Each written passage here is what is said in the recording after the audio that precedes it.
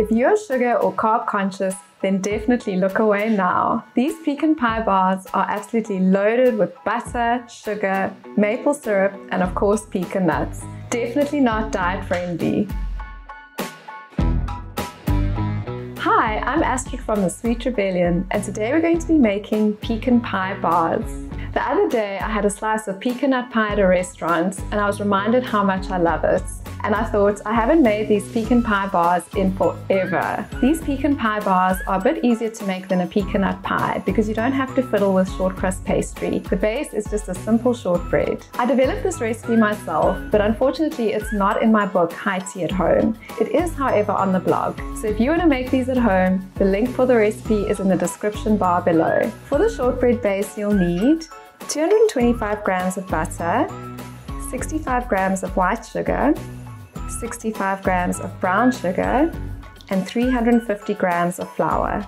And for the pecan pie topping, you'll need 200 grams of brown sugar, 100 ml of maple syrup, 100 grams of butter, 200 grams of pecan nuts, 2 large eggs, 60 ml of cream, and a teaspoon of vanilla essence. Make sure that you're using salted butter in this recipe. If you're using unsalted butter, then be sure to add a decent pinch of salt, just to balance out all the sweetness. To start off with, we're just going to make our shortbread base, which is really nice and simple. We just need butter, sugar, and flour. I'm using brown sugar in this recipe because it adds a lovely golden color to the shortbread and also a nice caramel flavor. I'm just going to start by creaming together my softened butter and sugars and then gradually add in the flour. Once your dough starts to come together, you can stop mixing. Don't worry if it's a little bit crumbly because once we press it into our tin, it'll all smooth over nicely.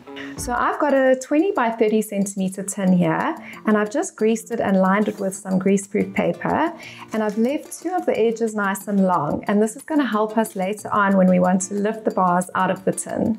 I like to use a piece of greaseproof paper and just push down the mixture with my hands until it's mostly even, and then finish it off with a spoon.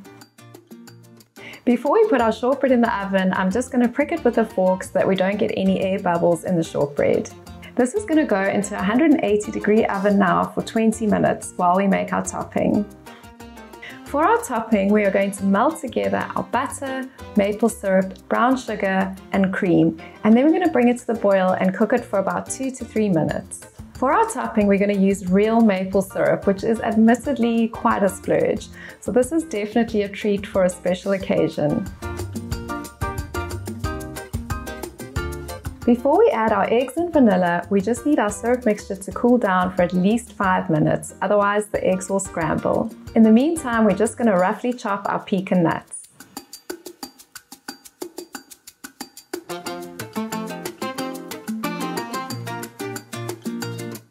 Now that our syrup mixture has cooled down, we can add our vanilla, eggs, and chopped pecan nuts. Before I add the eggs, I'm just going to lightly beat them.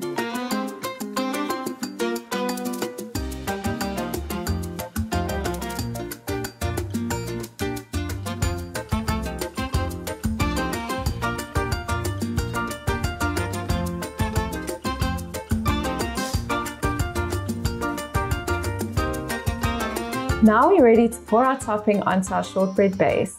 It helps if you've got clips or pegs to hold the paper out of the way when you do this. Just make sure that your shortbread is still hot when you pour your topping on. Otherwise, if this is cooled down too much, it'll take longer to cook.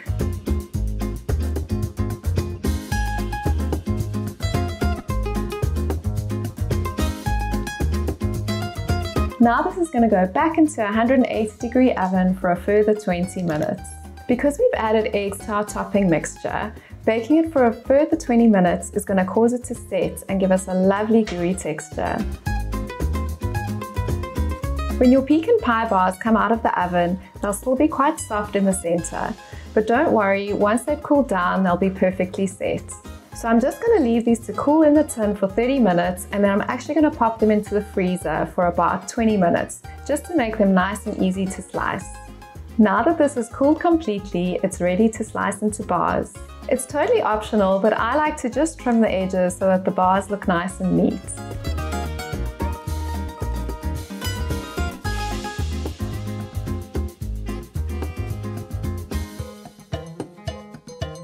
And there you have it, my deliciously Moorish pecan pie bars.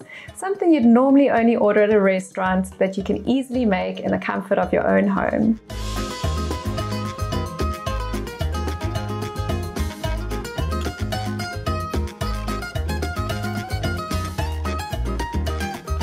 Thanks so much for watching. If you make these at home, please remember to tag me on social media. And don't forget to hit the subscribe button.